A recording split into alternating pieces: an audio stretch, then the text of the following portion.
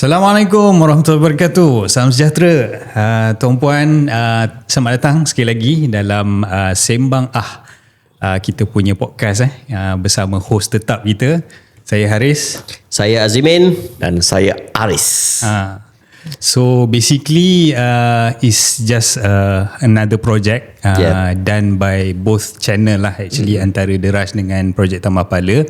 Alhamdulillah sekarang ni hari ni kita dah sampai episod 4 dah. Sedar tak sedar sebenarnya dah ada few guest kita lah yang telah dijemput untuk kita, orang kata apa, merungkai perjalanan daripada kerjaya dia sebagai seorang penjawat awam, macam mana dia punya sharing moment, ada ups and downs dan sebagainya.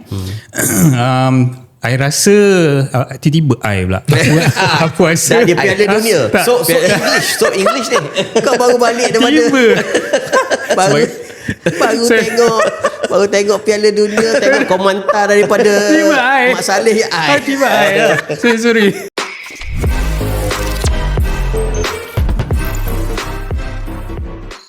Kita salah channel ke ni? Sorry guys. So anyway, hari ni adalah hari awal Muharram. So saya nak ucapkan, aku nak ucapkan, kami lah mengucapkan selamat menyambut awal Muharram lah kepada semua. Dan actually kita juga dalam satu demam demam yang melanda satu dunia. Yang mana hari ni pun kita pakai baju pun lain macam sikit ni. World Cup punya. World Cup punya. Cuma edisi aku rasa edisi lama kot. Edisi lama tak lah bang. Kita sejajar dengan umur kita sebenarnya. Aku pun tadi try nak cari dalam lipatan tu, tapi sebab dah lambat. Aku konon-konon Germany lah kan. Tapi duk cari lah, entah mana pergi. Tapi ini baju yang ada pakai je lah. Ni baju sponsor. Sponsor. Saiz pun lain macam, dia kembang sikit. Tapi macam aku sebenarnya Netherlands. Tapi sebab baju aku termana baju Netherlands aku tak ke mana, tapi tak apalah, kita semangat World Cup-nya. Kena pakai jersey, kena pakai jersey. Cuma Aris je lah, dia pakai ikut dia punya team lah. Aku memang Argentina. Dia true. Daripada dulu sampai sekarang Argentina lah.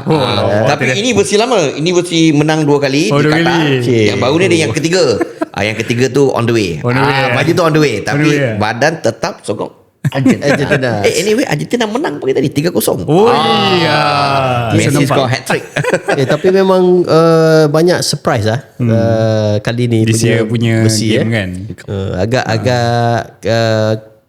tim yang underdog pun boleh betul boleh challenge orang ni. Asia pun Jepun seri dengan Netherlands kan. Tapi sebelum kita pada topik kita, bila kita cakap pasal World Cup ni, kalau kau perasan Spain lawan satu negara kecil kepulauan Afrika, betul. Cape Verde ke? Cape Verde. Nama dia pun aku tak pernah dengar. Aku tak pernah dengar. First time dengar. Aku baru Google semalam. Rupanya satu kepulauan kecil di Afrika. Dan nak bagi tahu ni keeper tu. Keeper first time masuk Piala Dunia pada umur 40 tahun.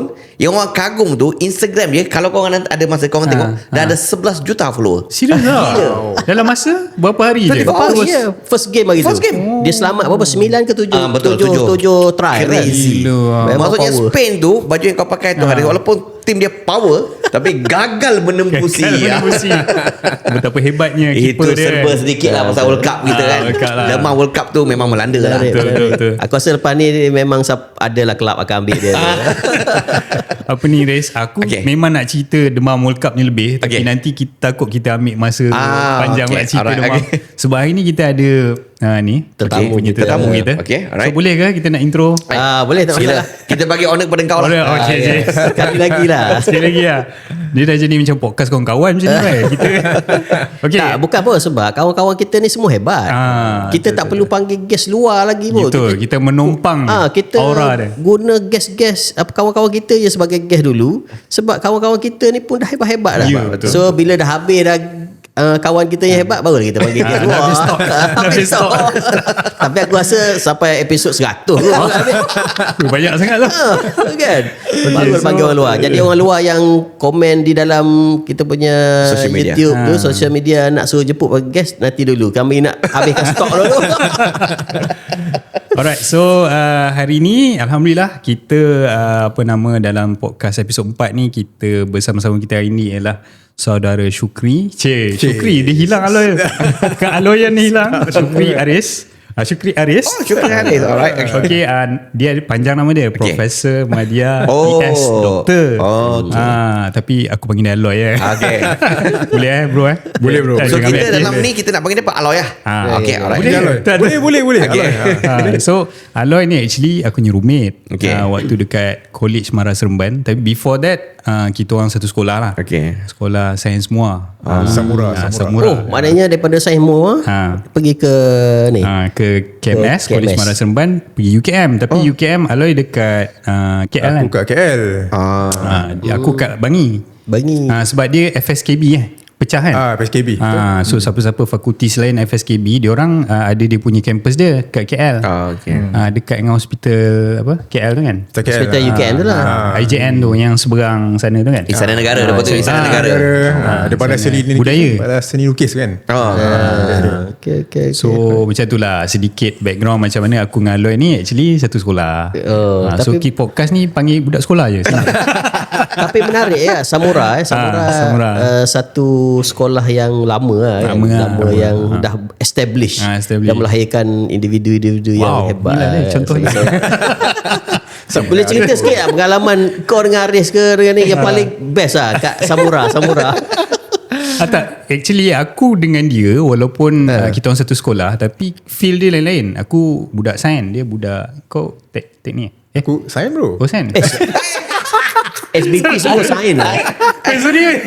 Kita ada dua aliran Riz kan. dua aliran. Dua aliran. Satu aliran teknikal. Salah. Satu lagi aliran sains. Tapi sebab Haris ni dia budak kelas pandai sikit. Jangan percaya kan. Kisahnya. So Haris ni budak sains lah. Budak sains yang pandai sikit. Okay. Dia punya ni. Tapi saya sains juga. Cuma sains kat sekolah kita orang tu dia ada kena ambil subjek account dengan subjek ekonomi. Aku rasa kau ambil account. Aku ambil account. Dia ambil account, aku ambil ekonomi. Tapi sains ada lah. Ada. Cuma tak ambil bio. Bio bio mana? sains Bio kena ambil, wajib kena ambil bio. Cuma bio ekonomi dengan bio account. Chemistry, fizik nak ambil. Fizik. So additional dia adalah Ekonomi account. Macam itu hari Zihan dia kata dia pangkat dia power kan. Dia aggregate chain power 10. Betul. Setengah Yelah. Yang ni lebih lagi kot. Sekarang kongsi boleh share berapa? Saya gigit tak adalah hebat. Mana saya berapa Riz tak ikat. 11 kot. 11 11 11 hebat tu. Power. Zihan sebut bawah 10. Dengan bangganya. Kalau Zihan tak dengar, hati-hati. Zihan budak ni MRSM. Okay, menarik. So ada momen tak? Momen yang menarik di Samura? Di Samura sekolah tu apa dia sayang, kita sekolah tu dia ada padang besar lah kan. Kalau kita panggil kat sekolah sains kat Johor ni sekolah depan kubur. Depan tu ada kubur kan. Dan kau dapat nama Aloy tu kat sekolah kan? Aku dapat nama Aloy kat sekolah. Tapi Haris dia ada nickname dia tapi tak bagi tahu. Kau tak boleh. Tak boleh, tak sedap dia nama. Tak sedap. Ya, tapi sebelum kau mengimbau balik kisah-kisah lama kan, maksudnya kenapa Aloy?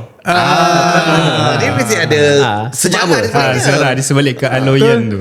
Aloy ni dia jenis logam sebenarnya. Dia dah logam kan. Dia adalah sains logam. Tapi sebenarnya dia tak berapa nak sains pun. Sebenarnya nama Aloy tu kalau ikut latar belakang sekolah kita orang. Sebab mungkin zaman-zaman kita dulu kan dia ada seniority sikit lah. Kalau junior masuk dia akan start markup kau, dia akan bagi nama kau something. Padahal form 4 form 5 kan? Yelah. Tak ada form 1 form 2 Tak ada pun. Yelah, Dia senior tu form 5. Junior tu form 4. Jadi bila form 5 jadi senior, dia jadi macam ini dah masanya aku nak jadi hero kan. Bagi nama kat nickname kat junior aku ni. Jadi time aku tu pula, masa aku datang, dia tengok je muka aku kan. Okay, muka dia macam Aloy lah. Aloy senior tahun 95 tu kan. Lepas tu ada senior junior yang apa time tu lah. So dia kata lah muka dia macam Aloy lah. Pasal dia kenapa diingat? Pasal yang diingat muka senior kita orang yang nama Aloy macam aku juga.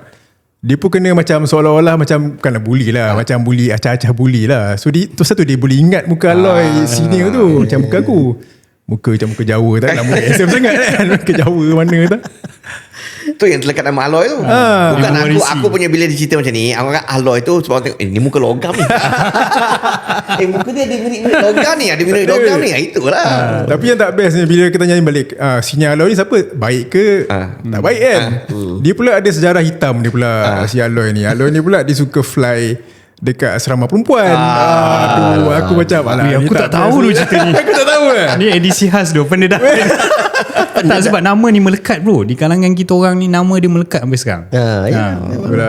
Sebab nama nickname di sekolah ni memang lekat. Walaupun ada PM, TS, doktor, alloy juga. Alloy juga. Itu lagi sepoi kan. Tapi itu sejarah dia lah. Sejarah di sekolah lekat, tapi akhirnya sekarang ni siapa kan. Boleh cerita sikit. Siapa di mana kerja apa? Siapa kamu? Siapa kamu? Saya adalah saya lah. Aku adalah manusia biasa. Kaki tangan Kementerian Pengajian Tinggi lah. So berkhidmat sebagai pensyarah di universiti. Universiti awam lah. Orang Gomen jugalah ni. Tak tahu cerita universiti mana? Boleh. Tak masalah. Cerita so, sekarang kita saya ni aku kerja kat UiTM lah. UiTM di kampus Puncak Alam. Dulu aku kerja kat UIA. So universiti jugalah. Okay. So about 9 years. Lepas tu aku migrate ke area West Coast ni lah, pasal family semua kat sini. So pindah lah daripada UIA 9 tahun. Lepas tu masuk UiTM pula, Puncak Alam. Sebab UIA tu kat Kuantan. UiA Kuantan. Family aku semua dekat. Aku asal Kelang. Aku pula orang Melaka. So bila Kuantan nak travel jauh kan, jadi bila dah 9 tahun tu mungkin there's a time untuk aku migrate. So maksudnya 9 tahun di Kuantan. So di Puncak Alam ni berapa lama dah?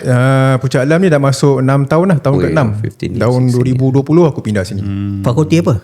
Fakulti Sains Kesihatan di UiTM Puncak Alam. So basically mengajar berkenaan dengan sains mengajar berkaitan dengan kesihatan lah. Kesihatan untuk yang aku punya ni lebih pada kesihatan pekerjaan dan keselamatan lah. Safety and health. Safety and health, betul. Alright. Di UIA dulu? UIA sama juga. Cumanya UIA aku punya background bioperubatan. Dia biomedik. Aku biomedik. Belajar dulu biomedik. Ajar biomedik lah. Aku ajar biomedik lah. Tapi sebelum tu aku dah kerja sikit dekat hospital yang aku macam tak apa nak happy sangat. Yalah, aku rasa aku nak kena jumpa orang. Aku banyak jumpa, kena cari kerja yang lebih kurang sama lah. Jadi aku jadi sebagai lecturer. So maksudnya dulu kau mengajar biomedik? Bukan mengajar? Aku kerja dalam bidang biomedik di hospital. So waktu mengajar di UIA tu memang dah bidang safety and health. Dalam safety and health. Lepas tu bila aku UiTM pun aku continue, aku strengthenkan balik lah aku punya bidang perkaran tu lah. Itulah. Tapi just to tell you, waktu aku lawat dia dekat kampus, buku dia tebal-tebal bang. Dia memang bila aku tanya ni buku apa Loy, dah macam buku doktor. Kata ya memang buku doktor kan. Betul. Apa yang dia belajar sebenarnya biomed ni adalah sukatan doktor lah sebenarnya. Kan? Dia aku punya course 3 tahun lah. Tahun pergi junior aku sekarang dah 4 tahun. So yang 2 tahun pertama aku banyak belajar teori, budak-budak medik belajar lah. Tapi bagi aku macam heavy juga sebenarnya. Dia sebenarnya biomedik ni dia bidang, kalau pekerjaan yang sebenar dia kerja apa? Kalau aku dulu, lepas aku grad biomedik bioperubatan ni, aku kerja sebagai science officer bro. Nama dia pegawai sains di bawah Kementerian Kesihatan Malaysia. Apa kau buat? Kau kerja dekat lab hospital kan ada lab. Makmal yang ambil sampel darah, sampel urin, sampel kita panggil kalau bahasa Inggeris dia stool. Stool. So kita check dia punya dia punya sampel lah. Ada kuman ke, ada tak benda yang kita nak check kat situ. So lab ni yang cater semua sampel kat bawah tu. So dia akan buatkan report. So report tu akan tengok oleh pathologist lah. And doktor akan sahkan. Lepas tu kita hantar dekat ward untuk doktor tengok balik dia punya result dan sebagainya. So aku kerja tu lah je. Di lab lah. Jawatan dia sebagai pegawai sains. Dia punya grade tu C3. Sebab dia ni kan luas kan. Dia ada banyak ni kan, field dia kan. So maksudnya kau memang duduk di lab lah dan buat kajian. Dibuat kajian dan juga sampel-sampel tu kau analyse.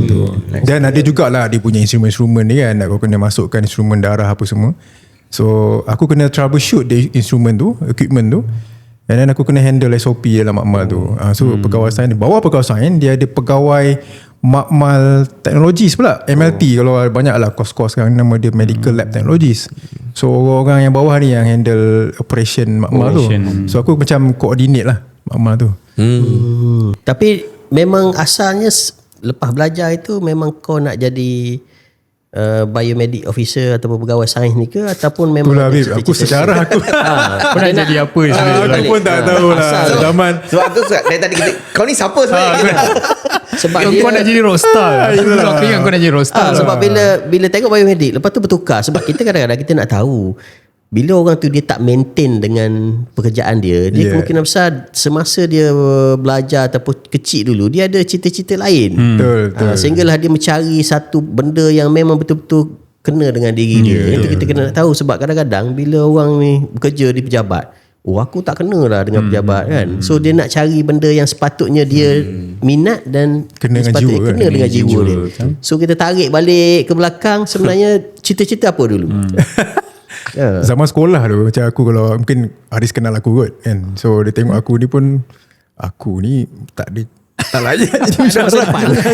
Tak ada masa depan. Zaman kita orang panggil Lostinia. bukan jahiliah Lostinia. Kita lost kan, tak tahu ada tuju. Yalah, zaman kita bukan orang senang kan. Maksudnya mak ayah kita boleh fama kita untuk belajar mana yang kita nak kan. Mungkin mesti kita nak isi borang nak masuk universiti tu, kita letaklah kos.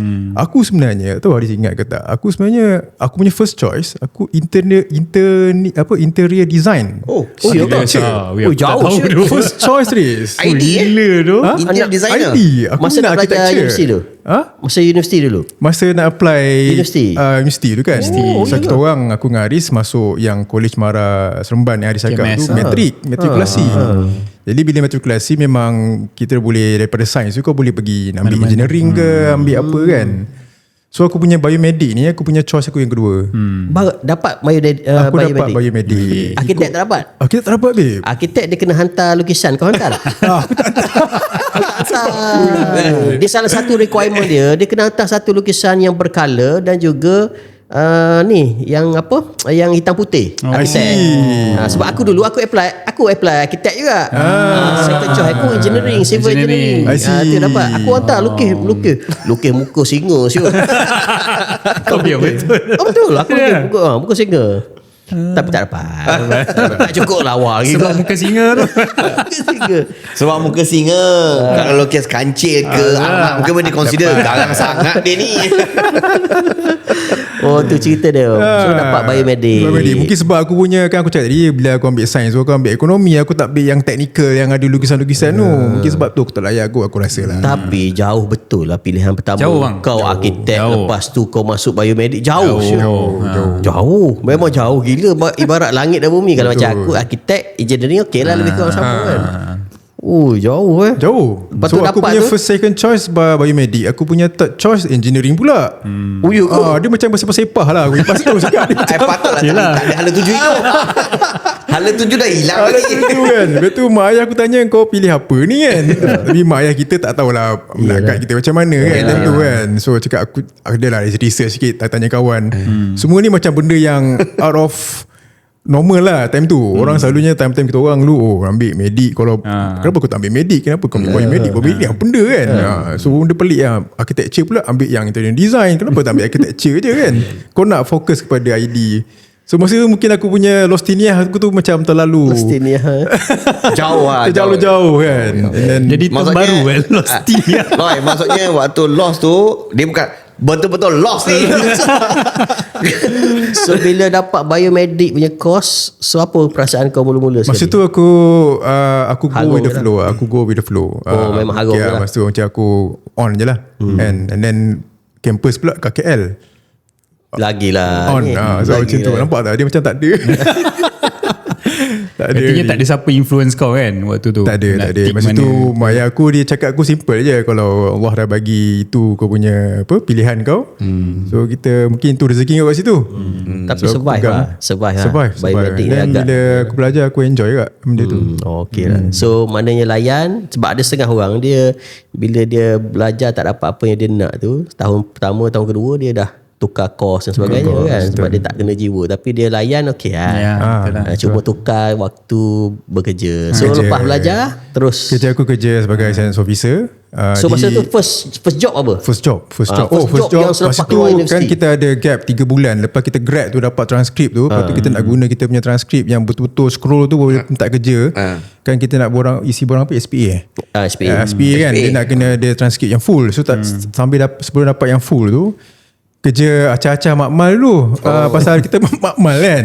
So kerja sebagai research assistant, pembantu penyelidik dekat Fakulti Perubatan UKM enggak? Kau memang aim selepas keluar tu memang nak kerja-kerjaan lah? Memang tak ada pun nak fikir nak ada juga private. Aku ada apply few, isi borang SPA. Aku juga ada isi benda yang swasta ni. Skop biomedik ketika itu, kalau ikut trending sini aku, so dia apply macam lebih kepada sales. Untuk jual ubat, untuk jual equipment melibatkan perubatan, medical device lah. So banyak sini kita orang yang establish untuk buat company tu, ataupun dia kerja dengan company yang establish lah. Macam sales rep Sales rep Pharma Niaga, GlaxoSmithKline, maksudnya kau kena jual produk. Jumpa orang-orang makmal tu, kau jual lah, dapat commission. Ramai yang sini kita orang time tu lah. So ada juga aku dapat pergi interview yang benda yang sales rep tu, sebab aku ikut member. Member apply aku. Yelah juga. Sebab loss kan. You jump, I jump. You jump, I jump. Macam go with the flow. So itulah akhirnya dapat jugalah yang sense officer tu. Aku kerja kat SUKM Ceras. So pengalaman bila dah kerja di UKM, lepas tu convert pergi ke UIA kan? So macam mana boleh pergi ke sana tu? So bila aku kerja 6 bulan tu, aku rasa aku dah jadi macam, aku tak nampak dah macam, this is not me. Time tu 6 bulan yang pertama tu baru aku rasa macam, ni bukan aku ni. Masa tu kenapa aku tak fikir, masa aku apply UPU kan, bulan universiti, kenapa aku tak fikir kau ni nak jadi apa kan? Bila kau dah kerja, kau dah berduit, baru kau rasa macam, aku nak buat apa dengan duit aku ni. Aku nak pergi, aku punya start masa depan aku lah. 6 bulan aku spend aku punya masa aku kerja kat lab tu. And then adalah turning point bila aku nampak nak deal dengan doktor ni, dia ada macam hierarchy sikit. Medical doctor, kau pula bawah perubatan, who are you? So those things, so kau rasa macam inferior lah in certain part yang kau nak bagi pandangan kau. Contoh sampel darah yang kau dapat ni tak cukup. Dia bagi kau one tube of darah. Sepatutnya kalau nak buat analisis tu, kau kena bagi banyak set of darah, so that kau confirm darah yang kau ambil tu cukup untuk bagi analisis yang betul tu doktor. So doktor macam dah argue. So aku rasa macam aku dah tak boleh kot macam ni kan. And then so kerja pula dalam kompleks kesihatan tu sendiri, between pegawai perubatan, pegawai sains dan juga pegawai perubatan, pun ada konflik juga. Betul. Memang perception ataupun acceptance lah. Kalau tak semua, mungkin ada jugalah yang mungkin menganggap ada benda itu kau rasa inferior lah. Kau tak ada say banyak benda dalam segi dalam bentuk analisis lah. Tapi bukan tu sajalah, mungkin aku sendiri pun tak berapa nak jiwa sangat ketika itu. And then aku tak jumpa orang. Aku jumpa darah, aku jumpa sampel. Maksudnya kau ni jenis people centric lah. Maksudnya kau boleh jumpa orang, bercakap, sembang. Bukan it's not backbenchers lah. Maksudnya kau nak buat macam RA tadi, mungkin kau dengan bahan yang kau nak buat saja. Ya betul. So people centric masa RA tu aku pula kerja dengan tikus ni. Kerja dengan tikus? Tikus Down syndrome. Kau bayangkan ada tikus Down syndrome. Oh ya ke? Cerita sikit tikus Down syndrome. Kita orang order Down syndrome mice ni daripada US. So memang dia tu macam Down syndrome ni, kau tahu dia genetik kita akan ada apa tu, dysfunction sikit lah, abnormality kan. So bila dia akan jadi karakter kita akan jadi macam Down syndrome. Muka bulat. Tangan kita kalau kau pasang Down syndrome kan, kita tangan 3 line kan. So orang kata kau 3 line ni. Dia 2 line ni. 2 line ni? Kalau Down syndrome. So dia tangan dia tak boleh pegang macam ni, dia akan pegang macam ni, tak boleh pegang elok. Jadi karakter mice tu memang macam Down syndrome manusia. Muka dia bulat, comel. Dia memang dilahirkan begitu. Genetik tu dia otter. Dia otter. Jadi dia dapat mice yang tu. So aku order ambil mice tu, jaga mice tu, adalah aku bagi treatment sikit lah. Untuk apa? Untuk test ubat. Supaya untuk ubat lah. bagi Down syndrome punya pesakit kan? Pesakit lah. So test lah kat situ. Ada first time aku dengar. Bukan tikus Down syndrome. First time aku First time. Tikus Dia Down bela syndrome. tikus. Aku bela babe. Dia ada Kau bagi nama lah tikus. facility yang Kau nak macam pet store lah kau ni. hampir Nasib baik kau tak nama. hampir Tikus tu berapa ekor? Selalu sius. first batch I think kita orang order about almost 100 tikus. Banyak. Oh banyak. Harga mahal. Time tu kita nampak gram besar. Satu prof yang aku tengok nama dah, berapa juta dia dapat. Dia suruh kau beli tikus mice. Kita nama dia ubat antioksidan kalau kau dengar dia. Antioksidan. Maksudnya biasa tikus ni kalau kita tengok kat kedai mamak ke longkang kotor dan sebagainya, bukan kedai mamak lah, maksudnya kat longkang kotor dan sebagainya. Maksudnya tak, tikus tu dibiarkan lagi. Tapi ni first time aku dengar orang beli tikus. Beli tikus dari Amerika. Ya, dari Amerika. tikus Down syndrome. Dari Tapi Amerika, Special Aku rasa- delivery. Kalau aku rasa kan, kalau kau 2-3 tahun juga kau jaga tikus dengan kau mental kau. Aku dengan aku down. So lepas ni siapa yang tak ada duit boleh pergi cari tikus kat kedai mamak. Tengok Down syndrome ke tak, pergi jual kat lab. Sebab dia tak payah import daripada Australia ni lah mereka. So maksudnya bila kita kembali, maksudnya kadang-kadang ubat yang sebelum doktor bagi, maksudnya dia test kepada haiwan dulu macam Betul, tu. betul. Dia nama dia clinical, sebelum kita buat clinical trial kepada human, kita kena buat clinical trial kepada animal dulu. Clinical trial. So tikus lah. Selain daripada tikus, ada binatang lain. Ada babe. Kalau kita orang punya campus dekat UKMKL tu, sebelah tu nama dia IMR, Institute Medical Research IMR. IMR. Dia segala binatang ada dalam tu. Kambing. Tapi orang kata kalau the best animal kita nak test adalah babi lah. Dia mirip dengan sikit kita. dengan kita. Mata, mimik macam jantung, darah lebih kurang sama. Tapi setakat ni aku dengan tikus je lah Riz. Kau jangan Bawa kau jangan bela babi. I did not go next. Okay.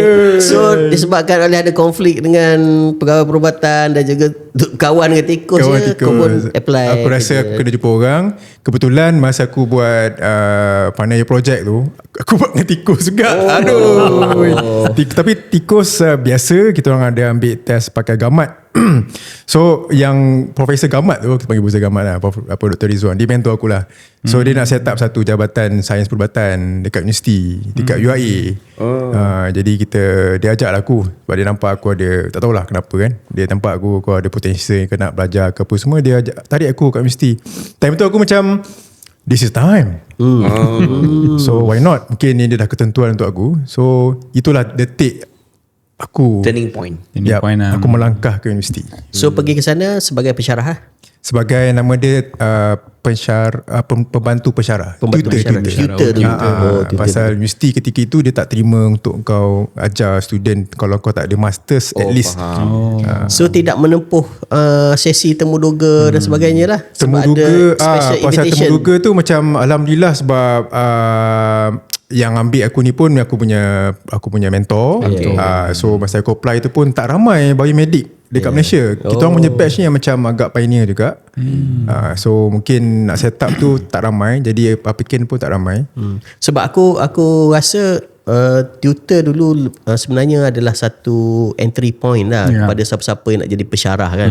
Which is dia tak perlu melalui proses untuk apply dan sebagainya. Cuma kau kena kenal dengan pensyarah.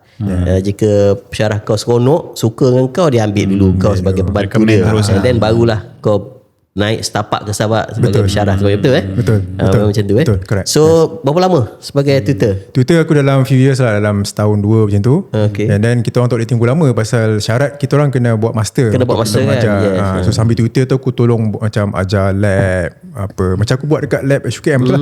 Ajar dia tu. Lepas tu aku buat master. And then master pula kena apply lah. Universiti dia ada bagi scholarship beasiswa untuk, nama dia skim pensyarah muda, untuk kau habiskan master. And after that kau kena sambung untuk PhD pula. So dia ada skim tu. Skim tu dia ikat dengan universiti. Ikat dengan universiti. So dia ada lah, dia punya clause dia, kalau kau buat master 2 tahun plus 1. Maksudnya kalau master score 2 tahun plus 1 3 tahun kan. Jadi 3 tahun kau kena bonding kan universiti. Yang ni kita kena perincikan sikit lah sebab bukan apa, sebab ramai daripada kalangan mungkin adik-adik yang baru nak kerja kan, dia tengah belajar dan berminat jadi pensyarah. So kena tahu dulu entry point dia apa, kat mana. So pertama sekali, paling penting sekali kau kena baik dengan lecturer, kan. So bila lecturer tu tahu perangai kau macam mana, dia boleh serap kau sebagai pembantu lecturer terlebih dahulu lah. Paling basic aku rasa RA kot, research assistant lah kan, yang paling mudah lah, sebab yang tu lecturer rasa dia boleh lantik saja bila dia ada grant, dia boleh lantik kan. Lepas tu barulah dia naik step up pergi ke tutor dan rasa semua universiti sama kot maknanya kena tutor, lepas tu kena sambung master. Kalau tak ada master pun, kalau ada master kena pergi PhD lah kan. PhD. Maksudnya jalan career dia ni dia boleh meluas lagi kan. Meluas lagi, Artinya bukan dia lock satu ni je. Macam tadi kau cakap ada boleh sales rep kan. Kalau nak pergi swasta punya ni boleh kan. Tapi kepada penonton yang sedang menonton Sembah ni, so maksudnya apa yang cuba disampaikan ni, RA ni boleh jadikan sebagai satu platform. Maksudnya kalau contohnya kalau di universiti ada opening untuk RA ni mungkin jadi satu stepping stone. Yes, betul. Betul. Maksudnya bila jadi satu stepping stone, bila kau dah deal ataupun dengan supervisor, dengan siapa yang ambil kau tu, so itu dia boleh tengok lah where from there can go next. That's right. Betul. Ya. So, kebanyakannya memang macam tu, dia punya track dia lah. Dan biasanya kau kena ngam dengan lecturer kau kan. Kau kena ngam lah. Aku ada pengalaman waktu aku kat UKM dulu, aku tak ngam bro. Bila aku buat master, so aku disuruh buat pula dia punya alamak ini research tak tahu whether or not boleh cerita tidak, tapi dia lebih kurang macam tu lah. Adalah satu ni dia kata you buat ni. Habis bila aku nak buat aku punya research ni kan, nak buat dia punya je kan. Last sekali aku pun stop masters lah. Maksudnya tadi masters dan juga PhD dengan UiTM. Is that right? UiTM. Bukan? No, aku kena keluar daripada universiti tu untuk aku belajar. So masa tu dia encourage kita pergilah keluar buat master di luar. Ketika itu dia boleh buat luar negara ataupun dalam negara. So dapat beasiswa daripada kerajaan lah. Biasa kerajaan. Buat kat mana belajar? Di Masters tu aku buat coursework. Masters coursework setahun setengah mixed mode di UKM. Bidang environmental health and safety. Memang SHO terus lah, dah masuk safety and health lah. PhD aku fokus kepada occupational health lah, kesihatan pekerjaan. So sekarang daripada PhD itulah yang menjadikan pensyarah dalam bidang sekarang. PhD pula aku buat masa tu aku tak dibenarkan buat di dalam negara, aku kena buat luar negara pula. Sebab kau kena pilih satu. Kau nak mana dalam negara, kau negara. Masa tu aku baru kahwin. Honeymoon terus lah. Mana boleh kalau kahwin. So tak, maksudnya bina aku dia kerja. Jadi bila kerja jadi susah untuk nak adjust. Nak bawa dia berhenti kerja kan. Masa tu aku pilih untuk buat masters lokal. Senang settle kan. And then wife aku bina aku pula ada kerja dekat Dublin ketika itu. And then just nice untuk aku buat overseas lah. And then baru PhD aku apply kat UK. Aku belajar dekat London. So PhD di London berapa tahun lah? 2 tahun? 3 tahun setengah. 3 tahun lama. 3 tahun setengah. So ni orang UK boleh cakap. Itulah. So just to add up dengan bidang kau tadi kau sebut kau KKP kan. KKP. So selain KKP kau ada juga background IAQ. Indoor Air Quality. Betul. Environment. Indoor Air Quality. Tu dia punya ni lah. Itu qualification yang kau dapat daripada mana? Akreditasi daripada badan-badan. Kalau PhD dia tak ada mana accreditation lah. Cumanya aku tap di satu center bawah WHO di UK. So the key players sedunia memang dia duduk kat center tu. Jadi aku duduk belajar berkaitan dengan indoor air quality kat center tu lah. Ni waktu PhD tu lah. Masa PhD betul lah. Untuk makluman kau, aku ada certification IAF sebagai safety officer. First kerja aku dulu masa aku lepas grad, aku jadi safety officer. I see. Pergi kursus 6 bulan, dapat CJ tu kerajaan tanggung free. Dah ramai geng-geng aku sekarang ni bekerja di oil and gas dan sebagainya lah. Tapi aku di sini. Aku balik pada PhD baru aku buat yang course tu. Yang course kan, sebab nak dapat green book apa semua bagai kan. So pengalaman maksudnya dari segi safety officer dan sebagainya. So bila kau bekerja sekarang, bila kita bercakap tadi, dah banyak tempat lah kau kerja, kau rasa sana jam sini UAE dan sebagainya, Kuantan dan sebagainya.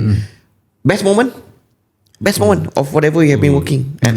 Best moment dalam sebagai pensyarah kot Haris. Boleh, sebagai boleh, pensyarah mungkin untuk compare organisasi sama je. Okay. Sama je kalau kau kerja kat UAE, UiTM sama je. Cumanya UiTM ni of course lah dia besar sikit, dia punya kursus macam-macam, jadi dynamic sikit lah. Saya aku rasa agak best sikit lah. So bila aku dah start jadi lecturer tu, pensyarah yang aku pun tak expect, aku pun tak budget aku nak jadi lecturer tu, aku explore lah aku punya potential. Okay. Jadi somehow aku polish sikit lah Haris. Aku nampak aku boleh kot sebagai pensyarah. Tapi kita yang best je, takkan best. Itulah. Takkan tak nak share. Tak nak share yang tak best. Asyik best ni. Ada benda momen yang tak best lah. Tak best. So mungkin sebagai pensyarah kau akan nampak kau punya bidang kau akan diiktiraf oleh orang lah kan. So kau akan explore, dapat grant, dapat projek. So kau akan engage dengan macam safety officer, kita banyak engage dengan DOSH, JKKP, and then aku ada buat banyak benda dengan NIOSH. So accreditation tu kita nampak that's the best moment lah. So bila kau jadi pensyarah, mungkin sebagai career sebagai pensyarah ni, kau akan develop kau punya career sebagai researcher. And then kau akan develop career kau sebagai consultant. Bila comes to consultant, dia jadi macam kau akan explore benda yang berbentuk bisnes. Yes. So aku ada itu aku punya ada benda yang aku konflik keadaan ketika itu. So aku tak dapat nak maneuver aku punya masa depan nak maneuver aku punya intention aku kepada universiti ke pada bisnes. Sampai sekarang masih lagi belum dapat. Bila aku dah ke arah itu, and then aku dah nampak aku lebih kepada yang business tu, consultant. So aku membizikan diri aku kepada consultation tu. Banyak kerja yang aku dapat daripada swasta. Dan aku nampak ada bayaran di situ. Dan bayaran tu of course lah, dia bukan bayaran di bukan bawah pengetahuan universiti, di bawah pengetahuan universiti, tapi ada portion untuk kau sebagai consultant kat situ. So dia portion dah jadi lebih besar. Money orientation lah. Money oriented sikit. Dah tak tengok kepada yang ada konflik sikit tu. Sebab dia memang kita ni bila kita nampak peluang tu, kita akan pergi ke sana lah kan. Betul. And why not? Boy. Sebab kau ada expertise. It was why not that time lah kan. So aku rasa macam aku ke arah itu, aku dah busy, dan aku ambil je job apa yang ada. So aku commit. Sebab tu banyak job di KL. So aku commute KL Kuantan. Ada satu masa tu aku pergi balik hari, and then besok tu aku kerja macam biasa sebagai lecturer kan. And then busy, and then tonggang langgang lah kehidupan sikit. Mungkin aku boleh reveal kot kat sini kan. Mungkin saja nak cerita lah pengalaman aku, macam mana kau boleh end up, kau nak apa sebenarnya dalam hidup kau. Mungkin untuk pengajaran semua juga. And then aku almost quit sebagai university lecturer. Sebab aku rasa aku dah boleh explore dengan bisnes aku dengan lebih jauh lah. So aku dah pandang duit kat situ. Aku dah prepare surat resignation letter. 1 week before aku decide untuk handover aku punya resignation letter ni, aku main bola. Hujan-hujan time tu. Aku jatuh, and then aku punya palpitation tu makin lama makin laju. So ni aku tak tahu tu. Ada, aku rasa mungkin kau tahu aku ada masuk hospital. Itu aku tahu. That moment lah. So aku admitted, and then aku didiagnose sebagai mild heart attack itu. Masa tu umur berapa tu? Tahun 2018. Dah lama lah. 18. Dah 8 tahun lah. 8 tahun lah. So aku masa aku diagnose tadi mild heart attack tu, aku rasa tak boleh terima weh. Aku macam sakit. Aku tak pernah admitted hospital sakit teruk macam tu. Dia kata kamu memang kena duduk sini, kamu kena buat angiogram sebagainya kan. So betulnya nak pendekkan cerita, aku diagnose sebagai uncontrolled hypertension. And then with the haywire lifestyle lah, tidur tak cukup dan sebagainya. Sebabkan kau punya lifestyle kerja tu, commute yang hektik tu, hektik gila tu. Sebab kau kau kerja, pada masa sama kau buat bisnes. Juga. Dia sama dengan aku lah. Sama situasi dengan aku, cuma aku tak sampai heart attack tu lah. Sebelum ni memang aku kan buat bisnes lah, kerja lah, apa sebagainya. So dia jadi sampai satu masa kau dah tak boleh nak control kau punya ni, dan akhirnya aku buat keputusan aku stop business. Aku stop terus. Sama kan? Memang aku stop sebab Kau nak aku dah tak boleh. Tak boleh. Sebab kita tak boleh sampai, sebab dia jadi tension. Sebab yang ni kita nak serve, yang ni kita nak serve. Akhirnya dia akan. So berbalik kepada cerita kau tadi, so surat tu tak hantar lah. Surat tu ada surat. Simpan.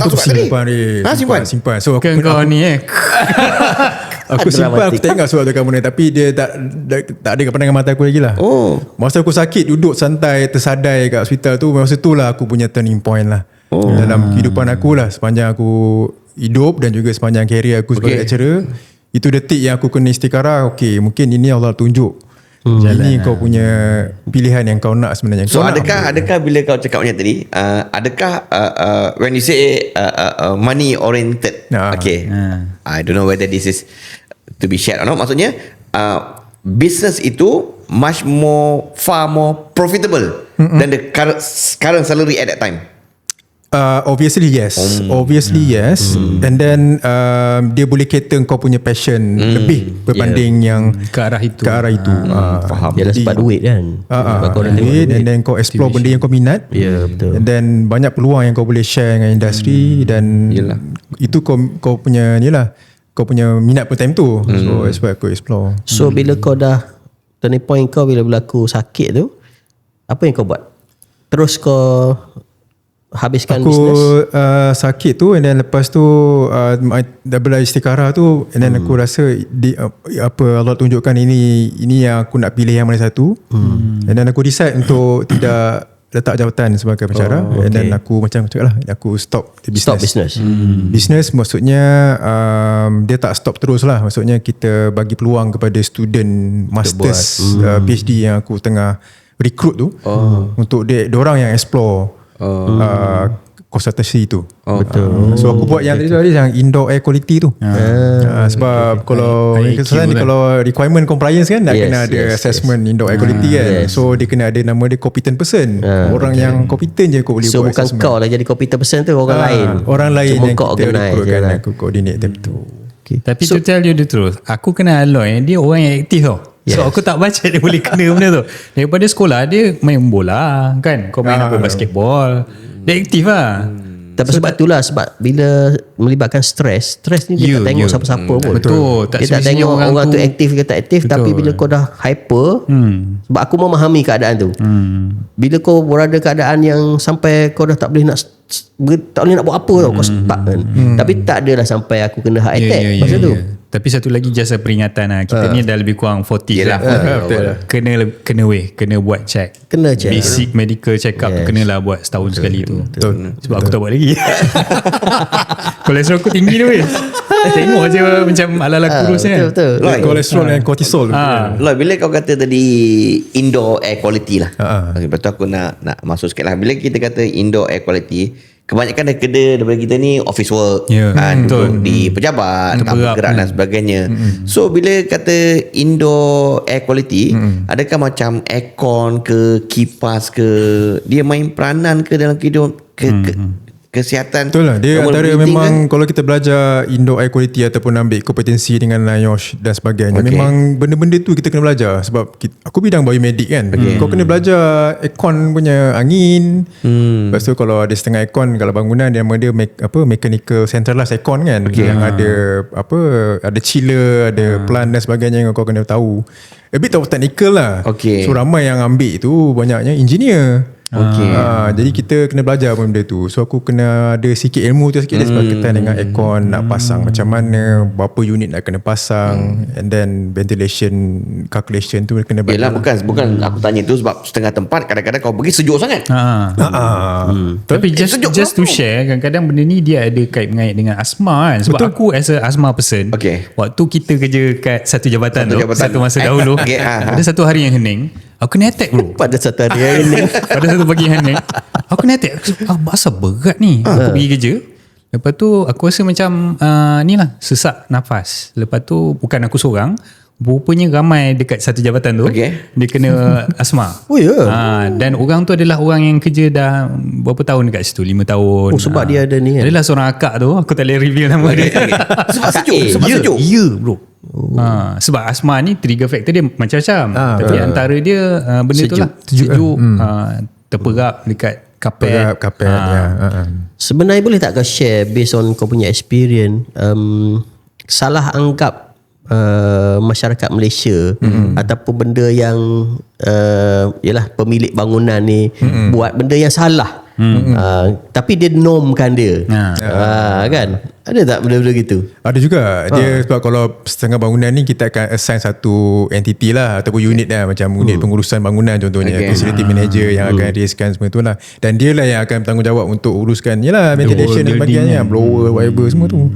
So patutnya dia kena maintain lah benda tu. Tapi bila kita akan ada efek macam tu lah, macam Asma tadi cakap kan, so dia akan salahkan lah orang tu. Sepatutnya memang orang akan ada perspektif, oh benda ni biasalah Asma, kau mungkin kau dah dari kecil kan. Sebenarnya memang datang punca daripada udara dalam bangunan. Nama dia kalau kat sini nama dia quality udara dalaman, indoor air quality. Sebabnya selain daripada sejuk tadi Riz, daripada kapet ni lah, macam kapet kan dia ada abu kan.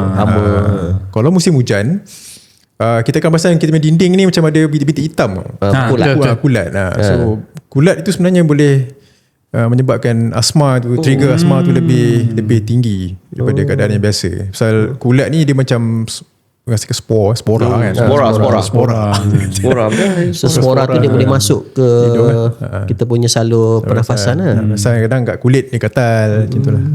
Yelah sebab untuk maintain bangunan di Malaysia ni sebenarnya kita sebenarnya bidang facility management ni sebenarnya masih baru kat Malaysia. Betul. So kita bina bangunan dan kita tak sediakan. Kita tak sediakan that kind of job scope untuk maintain the bangunan tu. Kalau di Putrajaya tak apalah, tak masalah. Tapi bangunan-bangunan lain dia pandang sepi lah.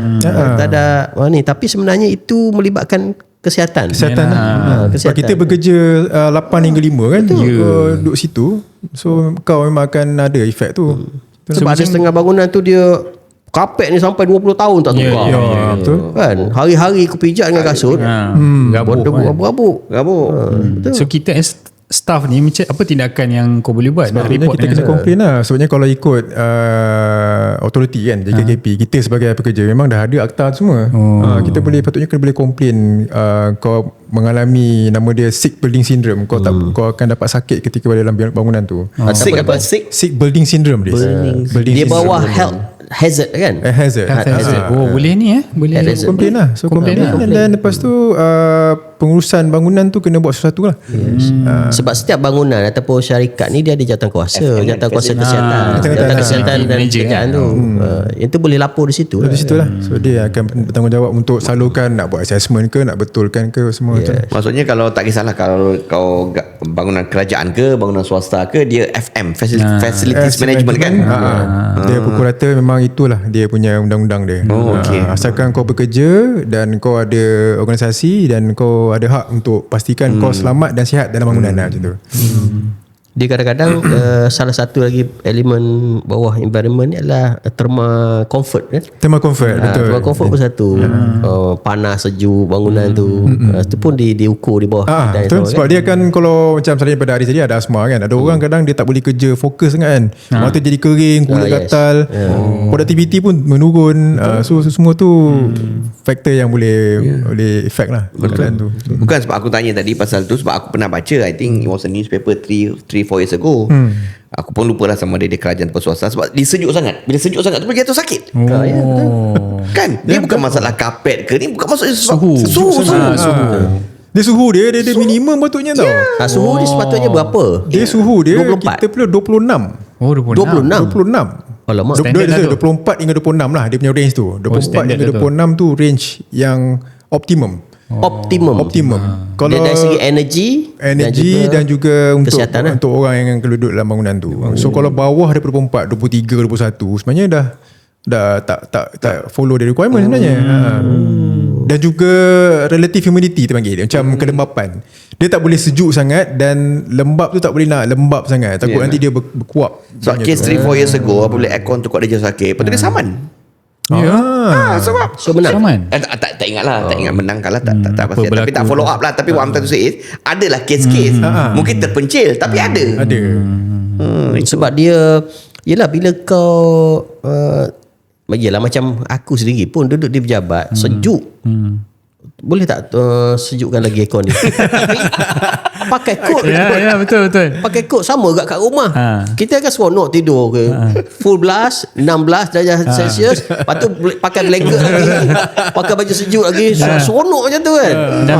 Dan just to add up dengan point kau, aku rasa dekat office dia ada dua jenis. Yang jenis kutub utara ni dia pakai 2-3 lapis. Rupa-rupanya budak-budak server tu, budak-budak yang IT mesin kan dia kena lagi rendah suhu kan. Orang memang kena macam kutub utara lah. So maksudnya ada macam-macam suhu lah dekat office kan. Kau kena setting ikut kau punya purpose of your space tu lah. Kalau server memang suhu dia macam tu. Jadi kau nak kena bekerja, kau kena selubung lah. Jadi kau tengok budak-budak IT semua stylo bro. Dia dengan collar tolak atas. hoodie lah macam rap kan. Dah rasa macam Eskimo. Stylo dengan hoodie Kau jadi tak bawa ski sejuk kan. Tapi kan ada tak momen yang apa kata paling epic bila kau kerja sebagai pegawai safety and health ni? Apa paling yang kau tak boleh lupa? Kisah seram. Kisah seram. Tak biar kisah seram. Benda yang paling sepanjang kerja kan, benda yang kau tak boleh lupa inilah aku punya signature, aku akan ingat sampai mati. Ada boleh cerita ke tak?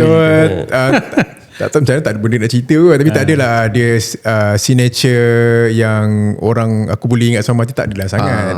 Mungkin lebih pada bila kau dapat simple recognition daripada top authority tu, kau rasa macam seronok lah, punya semangat. Sebab bila aku buat R&D, buat research dan consultancy ni, aku dah melihat lebih skop yang lebih luas lah. Maksudnya daripada sains kepada polisi. Dia convert. So dia convert. Aku tak nak dah macam lebih pada buku. Cukup lah aku nak publish. Aku rasa macam Q1, Q2 semua, it's all about put in the library. So aku nak benda tu nampak how the books translate into people can benefit daripada tu. Jadi aku kena bentukkan sebagai polisi yang sesuai. So antara momen yang aku rasa mungkin alhamdulillah lah, ini jalan yang Allah tunjuk dan rezeki aku ke arah itu. Kebetulan tahun ini kalau ILO, International Labour Organization, tema dia adalah namanya psychosocial. Psychosocial atau mental health lah. Mental social. Aku punya sains tu yang aku buat tu, aku convert kepada garis panduan ke arah kita nak bantu organisasi pekerja ke arah mental health yang bagus lah. So bila kita buat guideline tu kita buat 2024 kita launch. And then ketika itu orang tak nampak lagi kegunaan garis panduan ini. Tapi bila masalah mental health dah makin naik semua. So how serious mental health di Malaysia sekarang? Di Malaysia je dulu. Kimin, aku bagi kau the real numbers. Tahun 2024 kita orang yang makan gaji kat Malaysia adalah seramai 75.3%. Maksudnya ramai yang makan gaji. Ramai yang kira kerja dengan majikan lah. Ni bukan gomen je kan? Artinya campur. And then jantina kita kat Malaysia memang one to one sekarang ni. Laki dengan perempuan lebih kurang sama ratio. Sebenarnya sama je. Sebenarnya ratio penduduk lelaki dan perempuan sebenarnya sama dia. Kita nampak macam kenapa ramai perempuan kan. Sebab betul lah ada setengah-tengah tempat tu memang perempuan ramai. Tapi sebenarnya population sama. Slightly sama. Mungkin dia tinggi sikit atau kita tinggi sikit. Kita lelaki sikit je lah, macam decimal point satu. Sama sikit je. Macam one. Orang kata dunia sekarang ni lelaki lebih sikit pada perempuan pupus. Sebenarnya mitos tu salah. Betul salah. Based on statistik, aku tengok benda tu dan aku kat mana-mana aku cerita pasal itu. Sebenarnya lelaki ni tak pupus, dia ada tetapi kita tak nampak lelaki tu. Tak nampak kan. Okay, kita sambung. Pesanan one to one jantina and then ramai yang makan gaji 75.3%. Jadi daripada 75.3% ni 2024 ada seramai hampir lah 1 juta orang yang ada depression di Malaysia. 2024 di Malaysia depression confirm, dan separuh daripada depression tu tend to harm themselves. Maksudnya cuba nak menyakitkan 500,000. daripada nilai Yang tu. 1 juta ni bermaksud recorded Recorded. Direkod. Dia rekod sebab dia dah pergi jumpa pakar dan sebagainya. So record. Oh, ada lagi yang tak jumpa. Ni masuk both private dengan government. sector lah. So dia capture daripada KKM lah. Maksudnya comorbidity report negara, kesihatan negara. So 2024. So kata untuk private dan government lah. Sejuta separuhnya memang tend to harm themselves. So dia punya jumlah tu akan meningkat ataupun dia masih lagi trend tu dia meningkat lah. Memang of course meningkat daripada tahun 2020. Kita boleh kata 2020 2021 ni of course lah COVID kan. Ramai tak ada kerja apa semua tu, kita fair lah. Tapi 2023 2024 25 dia numbers tu still increasing. So boleh tahu lebih detail dia punya statistik tu di umur berapa yang contoh pada 24 yang lebih ramai. Yang sekarang ni 2025 ni rekod yang umur muda. Serius. Gen Z race. Gen Z lah. Gen Z ramai lebih. Tapi kita boleh kata diorang ni hati tisu. Kita tak boleh kata diorang ni generasi lembik, strawberry semua kan. Tapi sebenarnya diorang punya cabaran berbeza dengan kita zaman ni. Betul. Diorang punya pace dah laju. Tak boleh nak salahkan diorang jugalah. Sebab aku ada satu profesor tahu dia ni mengajar health policy. Dia beritahu aku dia sebenarnya manusia ni DNA kita semakin melemah tau. DNA kita, kepandaian kita semakin lemah. Dia macam apa? Semakin berkurang. Dia bukannya semakin power. So that's why kita tak boleh compare generasi aku dulu power sekarang kau lembek. Tak, disebabkan memang berlaku macam tu. Dia macam contohnya kau campur buat kopi lah, kau campur kan, kau campur kopi A campur kopi B campur ni campur, dia akan jadi dia makin dilute, dia makin jadi kurang, dia makin teruk. Sebab dia ni pakar dalam DNA. So dia cerita dia kalau DNA campur dengan DNA ni dia akan jadi kurang dia punya ni. So makna kepandaian, kecerdikan dan sebagainya tu dia akan semakin ni dia punya resilient dia kan, dia punya pertahanan badan dia pun akan bukanlah kerana dia tu nak macam tu, tapi memang sifat dia macam tu. So just to add up dengan apa yang Aloy cakap tadi, maksudnya sumber sakit ni mental adalah datang daripada tempat kerja. Kalau yang scope yang aku buat ni, aku memang fokus kat tempat kerja lah. Sebenarnya kalau kita nak tengok depression yang 1 juta tadi tu, kalau kita keluarkan yang orang yang bekerja tu memang big numbers lah. Tapi bila kita nak tengok juga kalau orang yang ada masalah mental ini, dia bukan sebab datang dari tempat kerja, mungkin memang dia punya lifestyle dia daripada family kan. Tapi aku punya garis panduan ni lebih macam aku nak screen out yang tu. Aku nak tengok kat tempat kerja ni apa faktor yang menyumbang orang dapat ni. So itulah garis panduan. If you don't mind sharing with us, maksudnya hasil daripada apa yang kau dapat tadi lah, maksudnya findings kau tu, katakan kau cakap tadi bukan 500,000 betul?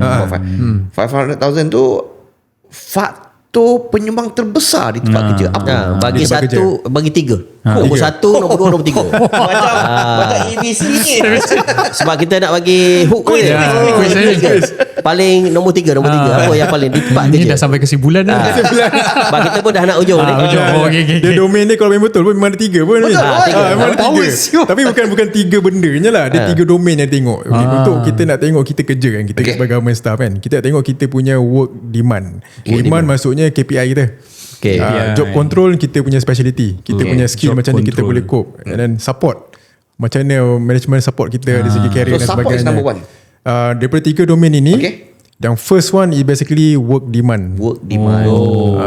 KPI banyak sangat. Overload. Tak banyak kerja sangat pun ya kan. Ni first. Tak banyak kerja pun ya kan.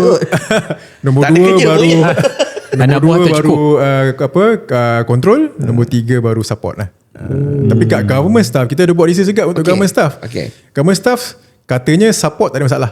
Support tak ada masalah. Dia ada isu dekat work demand dengan juga control tu.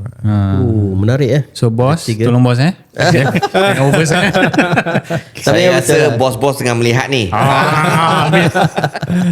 So kalau boleh janganlah cakap masa saya dulu, tak ada lah. Tak ada istilah dulu sebab kita sudah berbeza dan tahap kemahiran kita pun dah ni. Jadi kita pun dah berada di penghujung. Mungkin ada last word daripada Aloy untuk kawan-kawan yang kerja kerajaan. Lepas tu yang berminat nak jadi kerja kerajaan ni. Jadi macam Advice sikit kan. Okay, first and foremost aku nak cakap terima kasih banyak pada Sembang Aku rasa platform ni terbaik. Aku sebagai government staff, sebagai lecturer, aku nampak platform ni antara orang kata tambah pahala. Dan juga The Rush ni, tahniah untuk korang.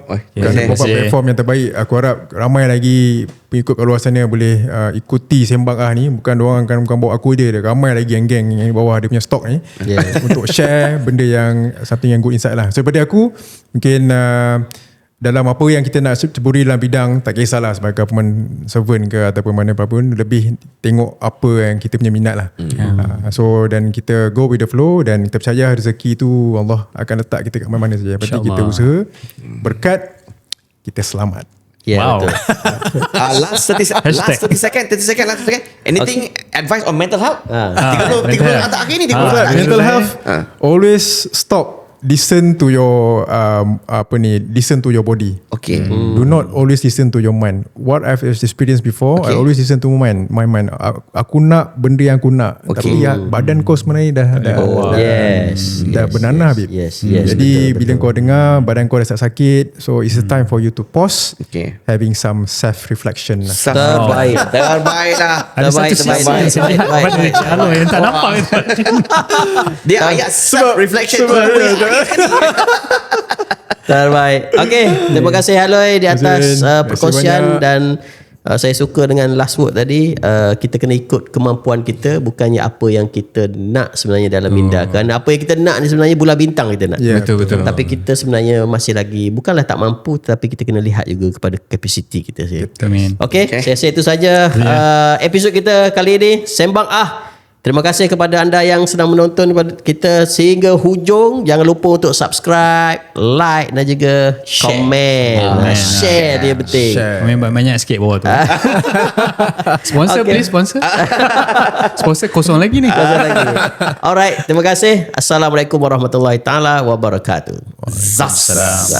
Sembang.